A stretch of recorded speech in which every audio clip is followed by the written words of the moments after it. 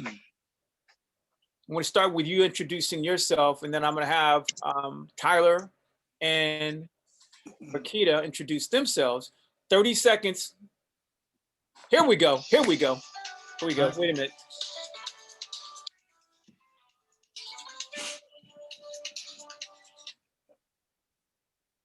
Now we got a full house. All right, I'm gonna go for my other device. I'm switching devices. Okay.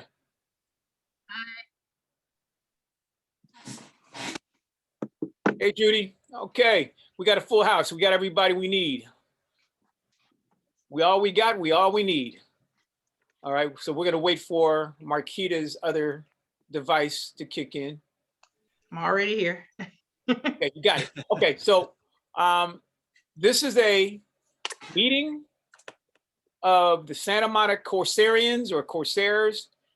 We are going to record this call so that we can present it to Jeff Clanagan, partner and CEO of Laugh Out Loud Network and Code Black Films.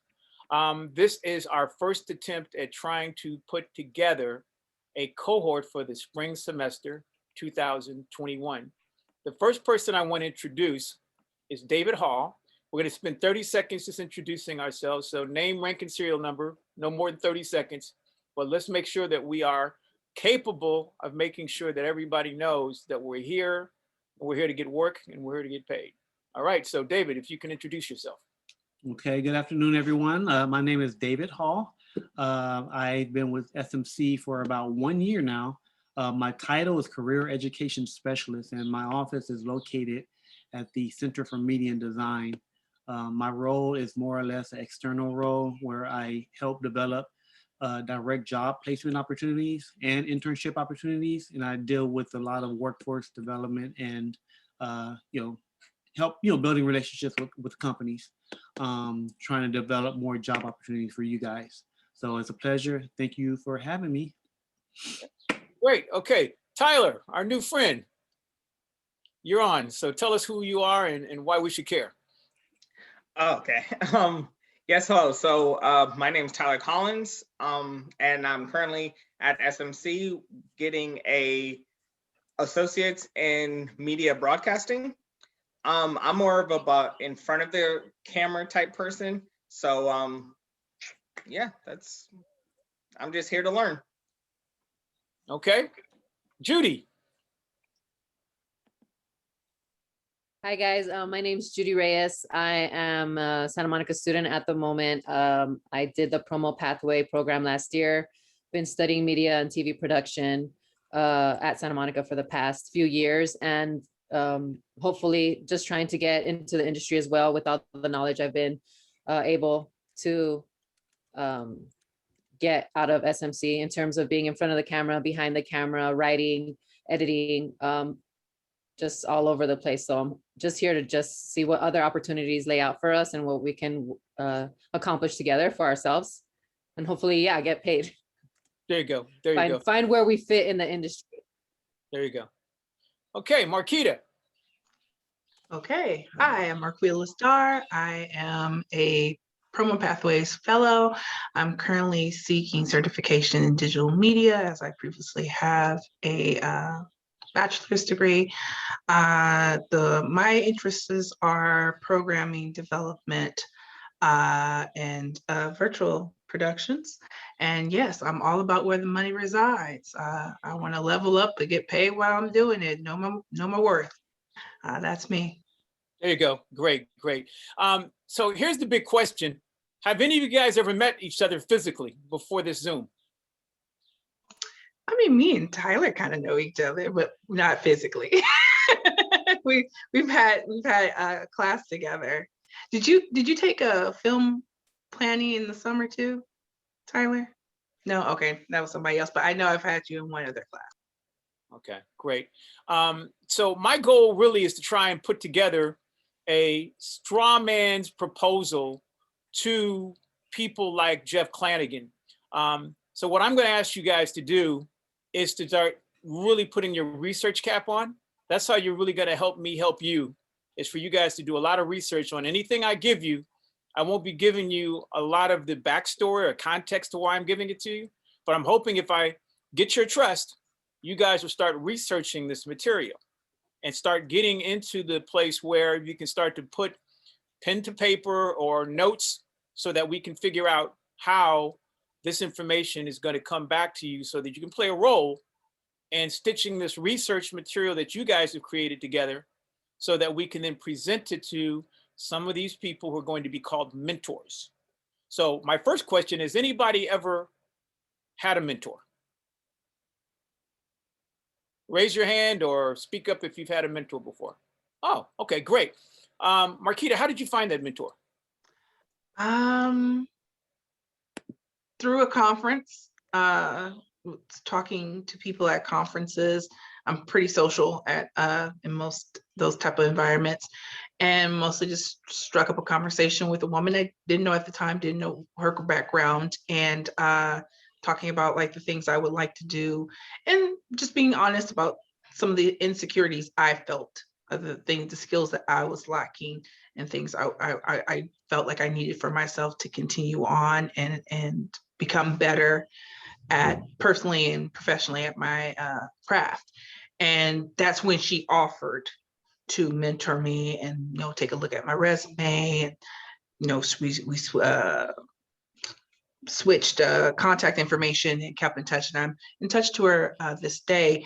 She's a journalist. And so that's how I started freelancing in journalism and kind of getting my feet together with that, because I kind of fell into it because I'm about the internets and stuff and talking about the internets, and things were kind of, people were kind of hitting me up and I didn't really know what to do with it because I'm from a different background.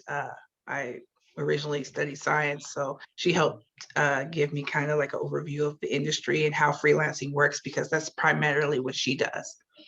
Nice, nice. So you met her at the conference, and apparently she was charmed and impacted enough by you to happen to give you more of that energy exchange beyond. And obviously, mentee, mentor. Do you know how mentors can best impact you moving forward? Because I'm hoping that I can find other mentors who can help you with some technical help in getting to the career path that you guys have to really express very precisely what it is you want to do, because that's what a mentor is. They're a person that's not going to talk you to death. They're going to extract from you where it hurts, what they can do to help, and then they can help strategize ways for you to get there. But if you don't raise your hand, if you don't talk, and you don't tell them what's going on, that's not really a mentor. That's kind of somebody else. So, so Marquita, the question is, what did you do once you guys left that conference to create the kind of energy exchange where you felt like this person was help guiding you through your journey to get better at whatever it is that you guys decided that you wanted to do at that time? I originally, because I guess it started very organically, I did follow up with her.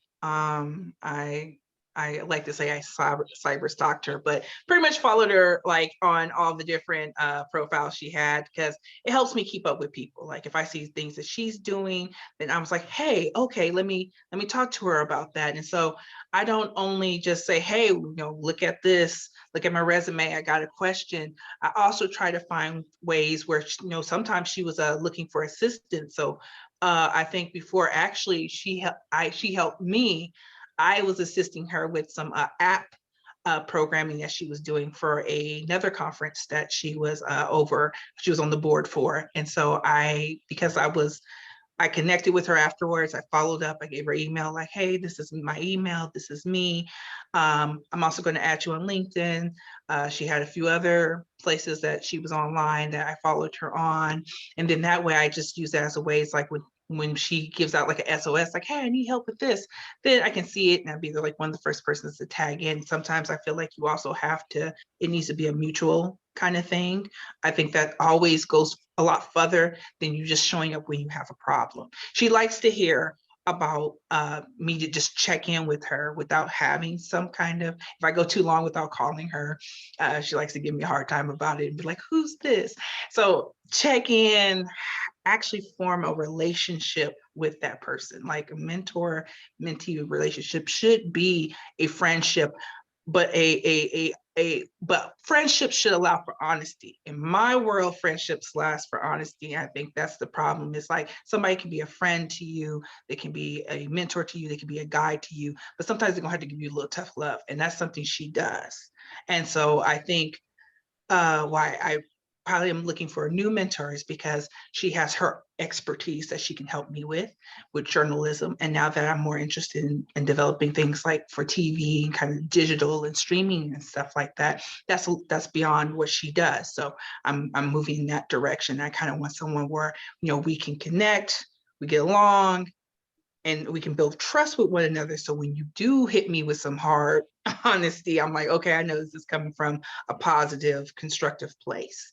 And yeah, so And that's you gave me a what lot more than I wanted, but it was excellent. Sorry. And so I know, David, you're getting ready to jump off the call. Okay. I just wanted to say that this program, Dakar Foundation, is really undergirded by mentorship. Mhm. Nothing that I've done and nothing I will ever do will ever replace mentorship. And for me, mentors are so special.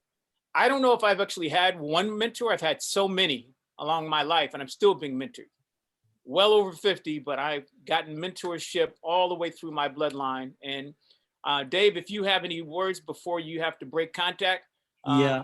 Well, you know, when you use the word or the term mentorship, you know, it's so foreign to so many young people. Even when I was growing up or going to college, I had a lot of solid role models around me, but I never really took, especially in college, I never took the time to look out for an actual mentor.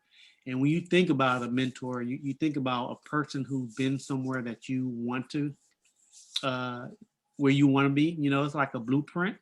So having a mentor is like, it's almost everything for success in this day. I mean, for business, for spiritual well-being, for whatever you think about a mentor. If you want to go to a certain place and you want to do it without wasting time and running into so many different hardships, get a mentor, because mentors are people that can actually help you get to where you need to be. And I think even myself, when I was younger, I had solid role models, but I never really had a mentor until later in my life. And if I would have had one sooner than later, you know, who knows, many more blessings would have came my way. So, but you guys are doing a good thing. And Kev, I appreciate you for what you're doing as well.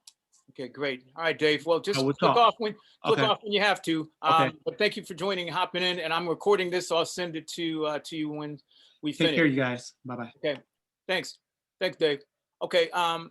Judy, if you can you tell me? I'm going to switch it up a little bit. Tell me what mentorship means for you, and any experience that you can share with me and the rest of the group on how you can better find or attract the mentor that's going to help you at this stage of your life. That's maybe 2 or 3 different questions, but you know, just grab on anything that you can remember. Judy, unmute. Yeah, you're muted. I believe her screen is actually frozen. Yeah, she's I think frozen. she's frozen. Okay. All right. Well, Tyler, we're gonna flip it to you then. So again, tell me any experiences you've had with mentors, and if you've had one, how did you meet them? Mentor. Actually, I really don't feel like I've ever had a mentor. I guess a mentor for me would be when I was in like school, like when I was in middle school. I had a speech therapist because I had a stuttering problem. I still do. So I guess that would be the best example of a mentor for me. She would help me, you know, with my speech, and she would always ask me how I'm doing and give me little tips to like make me not stutter and slow down and things like that. So I would say that's definitely like the mentor that I feel like I've really had throughout my life. Okay, great. And what I want to do is give you my definition of mentorship, because there's some real textbook definition of mentorship. Then there's some practices and sciences of mentorship. And there's a lot of other people that are going to exchange energy with you through your life, but they're not mentors. Yeah. Some of them are counselors, coaches, physicians, practitioners. They're not mentors, but they're still important elements of your life. But mentors are really people that you have to try and attract them into your life, because they're the people who are going to invest in you. They are normally people who, again, it's nothing, against people who get paid to do the energy and the work with you, but mentors don't get paid. That's the first thing. And if you can imagine somebody that you can attract into your life that's going to have a tremendous amount of value, and they're not getting paid, that sounds crazy, huh?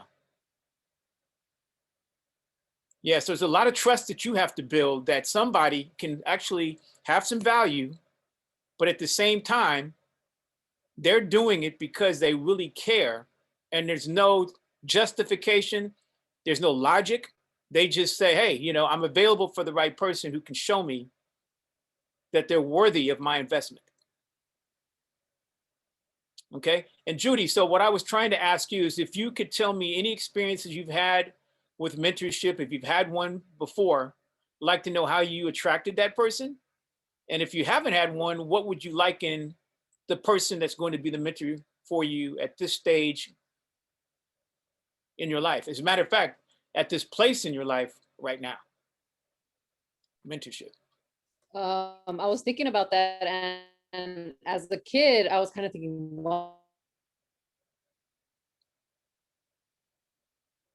to see, I feel like they need to see the passion in you for what you're asking of them. I feel so, like as a kid, I had one of my teachers he played guitar for us, and I enjoyed watching him play. And so I was like, can you teach me how to play? And literally it was at recess and lunch, I was taking that extra time to learn how to play, and he was taking that time to teach me. And so I felt once I showed the initiative of wanting to learn something that he had access to, and I was willing to give my time to it when I was available, that's what helped him give Judy, you may it as have to well. cut your It wasn't- video.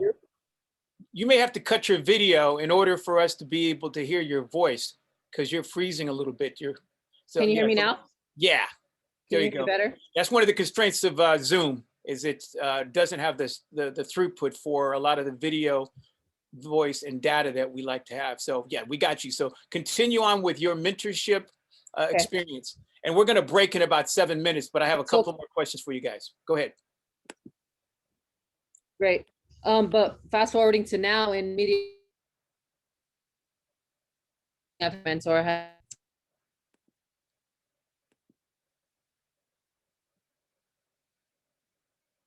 this industry, but she's also very like, if you want to try it, just go try it. It's not necessarily about having permission, but having the passion to go after the things that you're looking to succeed in this industry. So in that sense, she's been the closest thing, because whenever I wanted to, hey, can I try to shoot this? Can I volunteer and do this? Do you have something going on? She's always been like, yes, there's this, you can do that. We have this, we have that. So to me, that's been the closest thing to a mentorship. But now, going forward from there, I would really like to hopefully connect with someone that sees the passion that I have to be working in this industry, and bring diversity and more culture into it, and more opportunity to everyone, as opposed to just, certain people that fit the profile. I would love to get the opportunity from someone and show them that I am dedicated towards that opportunity. And then hopefully once I can prove to them that I am committed at the same level that they're giving that commitment to me, they could possibly communicate their connections, or when their connections needs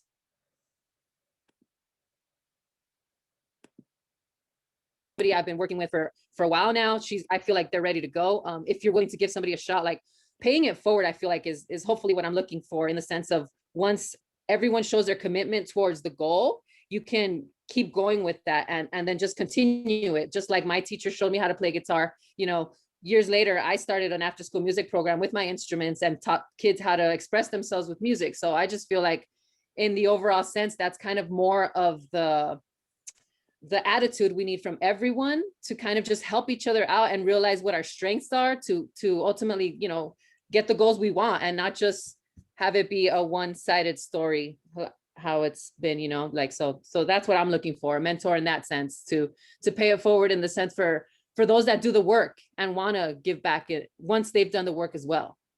Okay, so what I'm going to do is I put something in the chat box. It's a IMBD for a gentleman. I want everybody to open that link up. Instead of doing screen share, I'm just going to have everybody open that link, and then I'm going to ask you a couple of questions about it. So go ahead and see if you can open up that link, and let's talk about it. If there's anybody that can't open it up for whatever reason, please let me know as soon as you can, so we can try to move on. Does everybody have that link open? Yes, I got it. Okay, Marquita, you got it? Okay, so that's the gentleman that we're preparing to meet.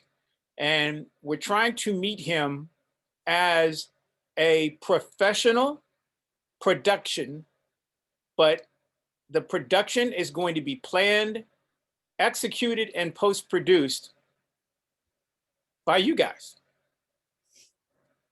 This gentleman, if you can imagine, he is capable of hiring any one of you, or two, or three, and we have to prepare for meeting him in stages. So what I've done is I've prepared with his staff a chance for us to meet him in a pre-production format, so that we can start to form questions, as well as think about all the things that we can do in terms of looking at the total production, not only the running time, but all the things that make that production look something very similar to what we saw at UCLA. That event at UCLA was an event that I produced. I picked all the talent, I created the title, and I had to create the narrative and keep everybody literally on the same page. And I had to make sure, without any guidelines, I had to fit within a format that UCLA had. And it was the first time that UCLA had ever given their platform to anybody that didn't work at UCLA. So I was very proud of that. And I was told by the executive director, Jay Tucker, after we accomplished it, it was the first time that he's ever done that. So I was really proud of the fact that it came off, but it cost me about a couple of years out of my life. I was so afraid that I didn't know what was going to happen. But it shows me that, I've done a lot of work, and I've done a lot of things that, again, not only take courage and faith, but it takes a lot of work. And I know you guys have jobs, or you have classroom assignments, you have family. Is there anybody who recognizes at this point that they can't do anything outside of those things so that they can participate? Because I got to know now. I mean, I can, but I don't know the extent to it. Sorry. Right. No, I know. And so I left it open-ended because I don't know how much time it's going to take for you guys to participate at the level that you want something out of it. Because, it's garbage in, garbage out. You don't put anything into meeting people like Jeff Clanagan, then guess what? You're not going to meet him. And if you do meet him, again, you got, one chance. And all of these people that you're going to meet, you get one shot to impress them.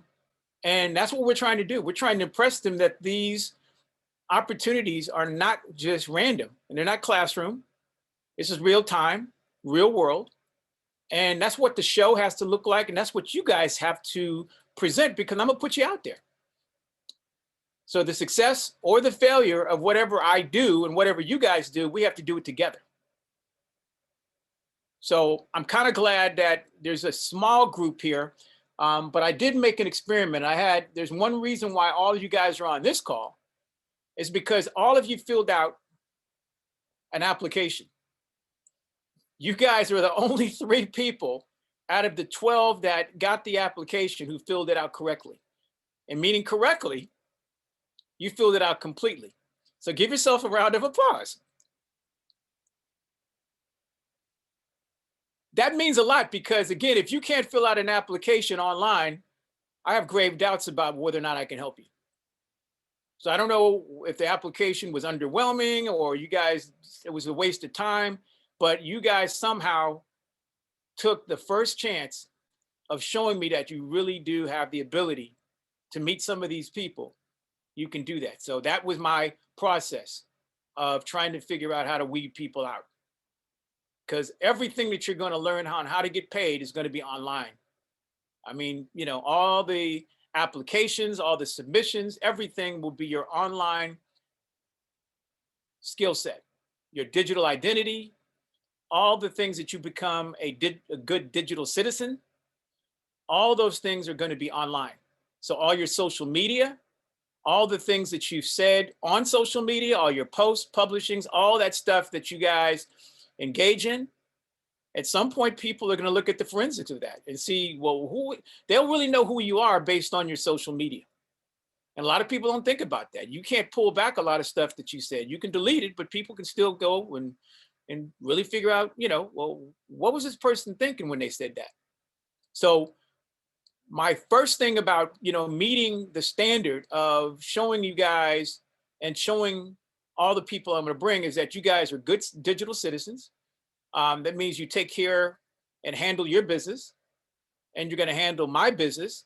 And if you meet these people, you're going to handle their business because they want to know more about who you are from a personal and character standpoint than all the certifications, all the reels and IMBDs and any other stuff you can do. They want to know who you are. And that word that I use is integrity. So before we get off, because I'm recording this, can everybody think about this for 30 seconds? I'm going to ask you one question, and then we're going to break contact. So the question is, tell me what your version or what your interpretation of integrity, and I'm going to just go random. So, but just think about it for a few seconds. What does integrity mean to you?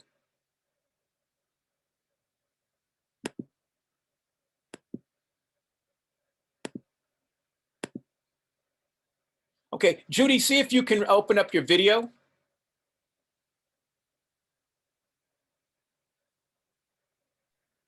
Can you hear Okay. me? I got you. So Judy, we're going to start with you first. So tell me what integrity means to you. To me, integrity equals, I think, passion and drive. It's kind of like a yes attitude. Like there's no no's. It's kind of like if you don't know, you kind of still keep going. There's like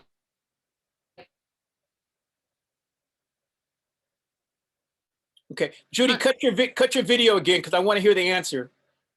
Cut your video again. Sorry, did you hear any of it? Let's take it from the top again, and let's keep it about 30 seconds.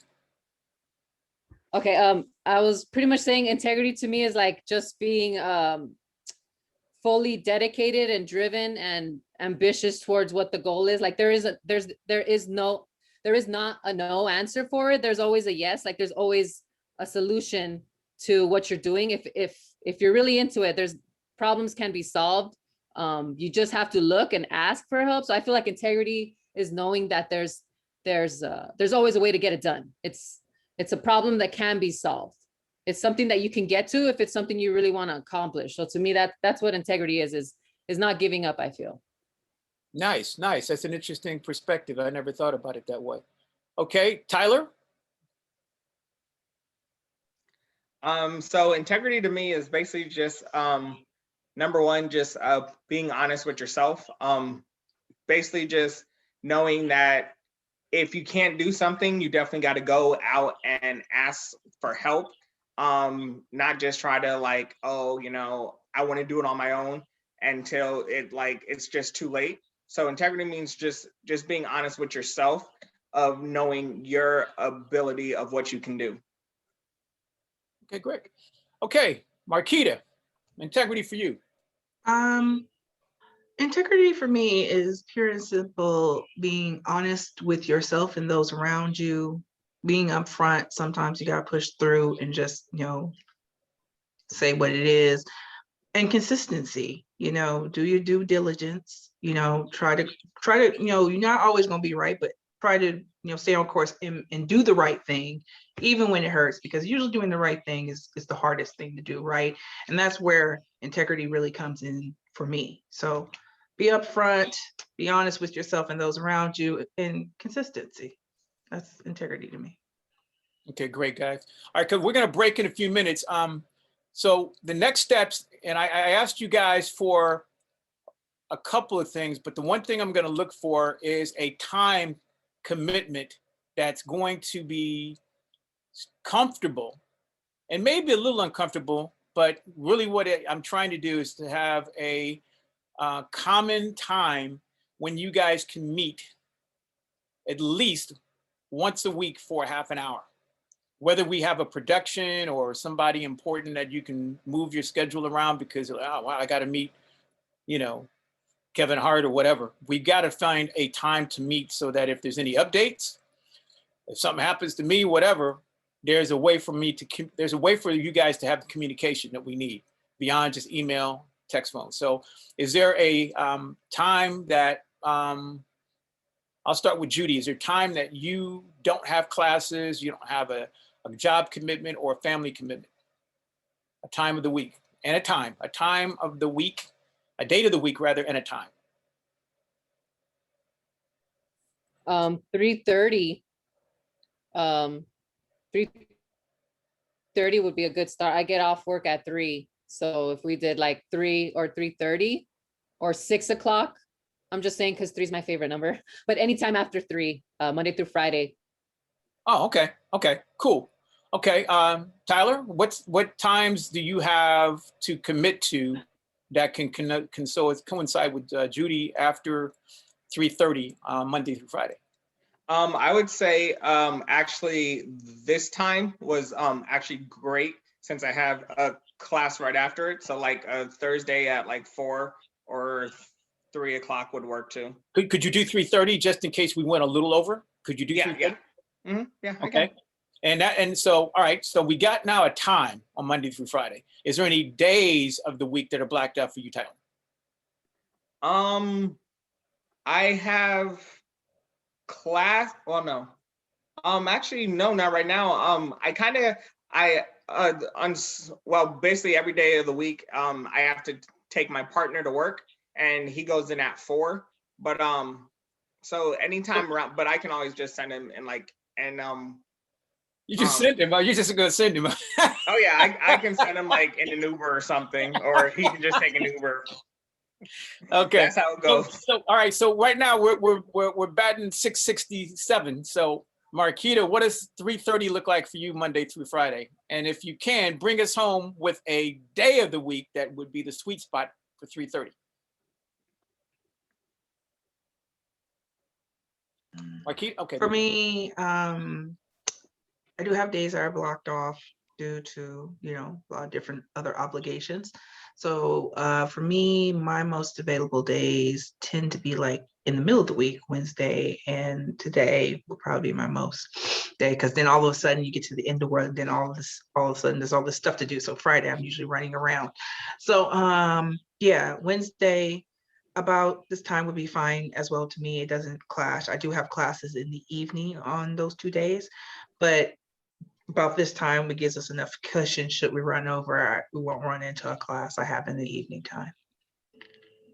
Good look. Okay, so then I'm going to vote for Wednesday at 3:30, and we're going to block out a minimum of 30 minutes, 3:30 to 4, and a maximum of an hour. I want you guys to get used to an hour, because any professional folks, you're never going to get more than an hour from them. And if you have more than an hour from them, that means they're not doing too much. So I'm going to ask on the mentor side, I'm going to ask for an hour commitment from them, no more. That means that we have to get used to getting on and off 59 minutes and 58 seconds. And I got to get better at making sure I look at the clock when I conduct everything so that we can get really comfortable with, hey, we got to wrap. We got to get out of here. And so I record everything, and I'm going to send recordings to everybody so that we can actually see how we look. So this is camera, this is sound, but it's going to be important for you guys to start looking at these as playback to see how you guys can envision yourself playing a role in the production of these things. There's sound engineering, there's a director, there's lighting even, there's people who can help make all of the end product look like something that's professional. And that's where I think at some point I want to be able to have you guys envision, because I've got talent. I've got some people who can ask questions. I've got people who can actually do some writing for all of the questions that will be asked for Jeff Clanagan. But I want you guys to start thinking about the roles you will fulfill and helping to make sure the sound, the video, the lighting, any text, chat, data that we need, any post-production that you guys can think of can help to make this thing really look professional. That's what roles I want you guys to play. And I believe that's what you guys can do based on the promo pathway stuff. And Tyler, what is your skill set? What's the thing that you really feel most comfortable with and offering up? Because I know a little bit more about Marquita and Judy, but I didn't get a real extraction of what your secret sauce is. My secret sauce is just basically reporting. Like I'm more of a in front of the camera acting type stuff.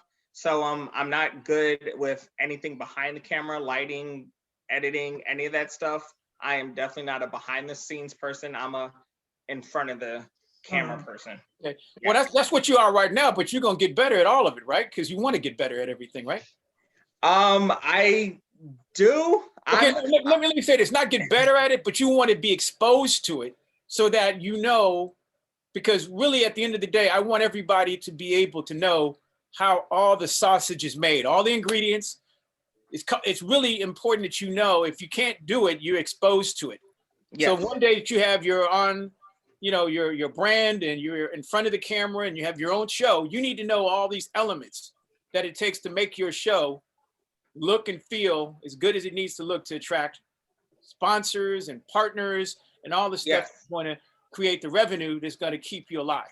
Yes, exactly. You need to have exposure to these things, in my estimation, or I'm not really giving you the kind of mentoring that I believe is going to pay off. So that's really for everybody. So good for you guys to all have your vision for success, but my vision for success for you is if anybody asked you if you wanted to interview for something or if it was an opportunity for you, you take that opportunity and say, yeah, I'll interview, whether you want it or not, because my success for you is to get you an interview. I can't get you paid without you guys being comfortable enough to take on an interview and to try to nail that interview. And even if you get the offer or don't get it, that's a win for all of us. Mm-hmm. Because all of this is relationships, but it's not relationships for people who like you or say they like you. It's for people who are going to know that when you had your moment to get that interview, you nailed it. Yeah. Because nobody's going to spend a second on you in an interview if you are not the shit. Okay. Mm-hmm. So any questions, suggestions, or comments before we break? Yes, I wanted to clarify. So the point of this group right here is to come up with pretty much are we pitching services? Are we pitching a particular project like a show or something like that? Yeah, well, I'm glad you asked that. Right now we're going to be looking at a one-off. And the one-off is a pilot, but it's a show. It's much like the UCLA Pulse show, which was 58 minutes and 58 seconds. And it had a moderator and it had 3 panelists. And it was given a title, and the title had what's called an abstract, which was really the synopsis for the show. And all of those are the elements of the show that I want you guys to be thinking about as things that are going to help make you guys producers of the show, not assistants, not PAs, but co-producers, either associate producers, co-producers, and as well as people who eventually are going to have the opportunity to present their own 1-hour show, maybe in April or May, and help to put together all of the elements, including the title, who we're going to select as panelists, and how you're going to solicit those people and get them on. Because all that takes a lot of skill. None of these people are coming on to do anything without a strategy behind it. So what I want you guys to be thinking is all of the production elements and all the roles necessary to do what we did with UCLA. And I'm going to help break those down with the weekly commitment of half an hour. We're going to learn the business of putting on a show.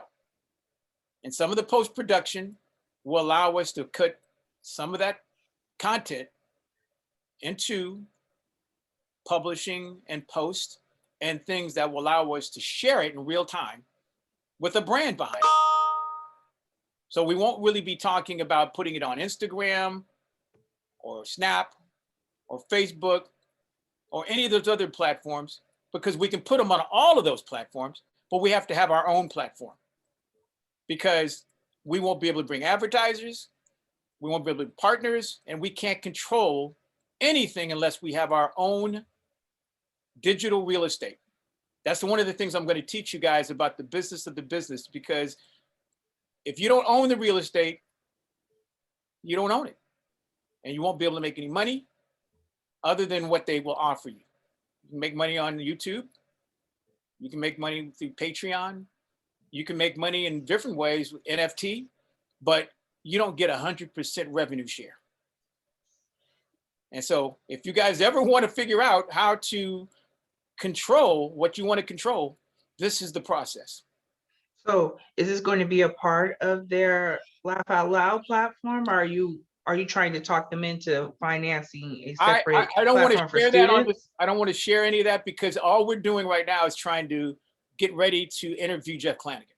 Okay.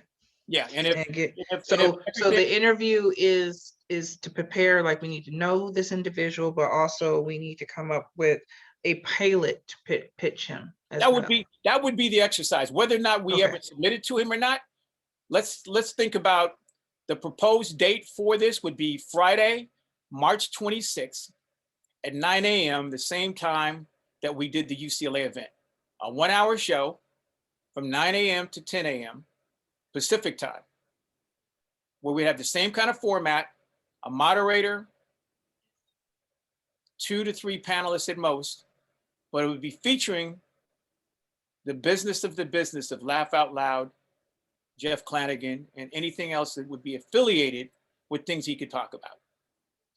Okay, so you're trying to create a series with him Oh, yeah, being yeah. the initial Oh, yeah. person. Yeah, and I Okay. will share that. I will share that in my, so I have a blog called Brown Bag TV, but Mhm. in that I will have an example of what I want to showcase as what I like you guys to do, to have a promotional blog that can be inside of all of the social networks.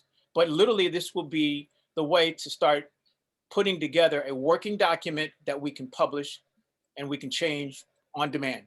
We can change it any time. We've got an update. We got new elements. We've got stuff that fell off the table.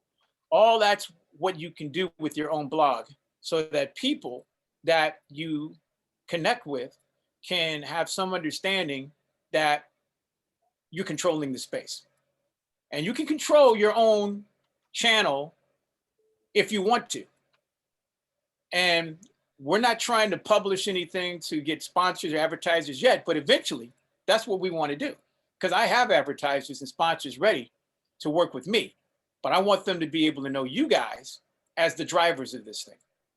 Because at the end of the day, student generated, student produced, and a student consumed show is what you guys could have the possibility of producing that will go to your peers, not just in the community college system, but to some associated, affiliated educational institutions, whether they be four-year universities or with some possibility to some of the K through 12 or mostly 10 through 12 organizations that are going to allow their students to see the stream one way.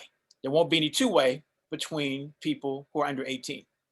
But we're going to learn all the laws and all the constraints of being able to penetrate and reach an audience who are going to want to know, how do we get into the industry from the lens and point of view of other people who are trying to get there too, but are obviously on the inside sharing information that's inside baseball, because that's what this is.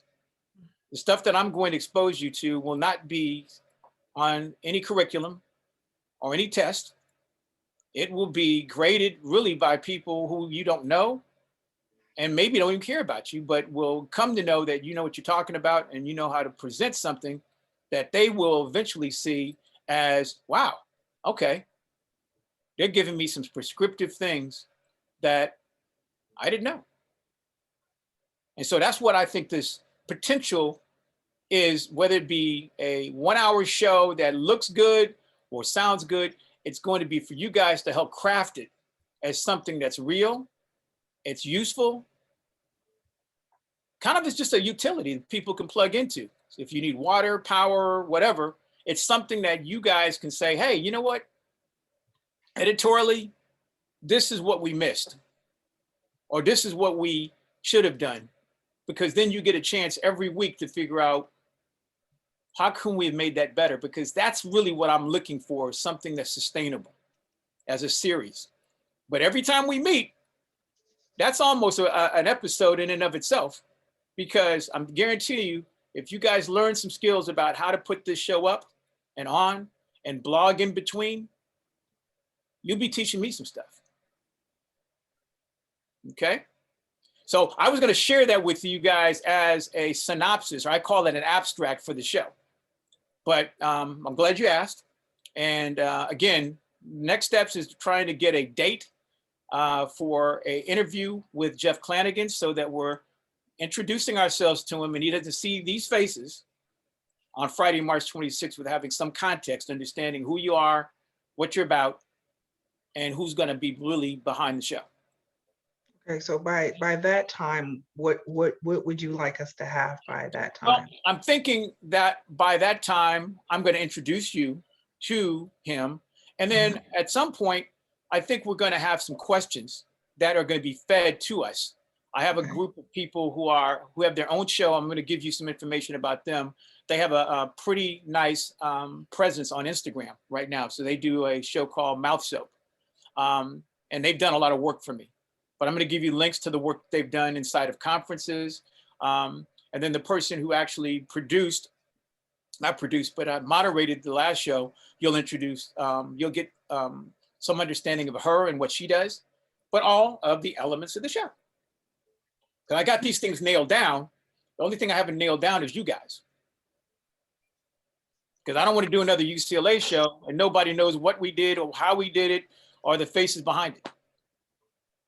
The only time anybody got a chance to see you is that we did that Zoom right after, right? And you got a chance to meet Ted and Andrea. Otherwise, they would have never seen your faces. And we can't have that happen again, right? All right. Yeah, so we got to bake all that in so that we don't have anything missing in the next experience. Okay, my last question. So to clarify, is this the internship or are we leading up to that? No, you're leading up to it, because at the end of the day, there's going to be a lot of work if you guys have the ability to do it, to make the show before it goes on and then after look like something that you guys can attach your names to it. But I got to make sure my name is attached to it in a way where I can see the fruits of, the fruit of the labor. And so I have another show planned in April, but there's a lot of mini shows in between that are still learning shows. There's still more internship stuff to be done. That's really the work, is the work getting to the show.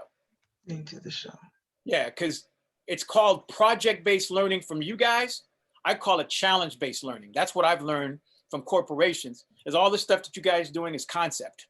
It's all stuff that, again, is good curriculum. It's all theory, but show me the real product at the end of the day. And the show that we did, the UCLA show 2 weeks ago, guess what? I still haven't seen the finished product. All I remember is what I saw. I'm still waiting for them to get me the YouTube version of it. Can't have that. We got to be able to control everything we can control. Or guess what? It didn't happen. We had no proof we did anything. We can't leverage it. We can't learn from it. We're just waiting on somebody else. That's the business side that I want you guys to understand. Everything that we don't control, there's a consequence. And time at this point of the game, oh, I got to get ready to go. Everything that's happening right now in this pandemic world we're living in, we have to make the most out of everything we can control, because I don't know what's going to happen. I don't know what's going to happen tomorrow, but today is all we really got. Okay? Okay, guys. All right, so stay tuned for my synopsis for the next show and the next steps for meeting Jeff Flanagan, okay? Okay. Okay, guys. Thank you. Bye. All right, thank you.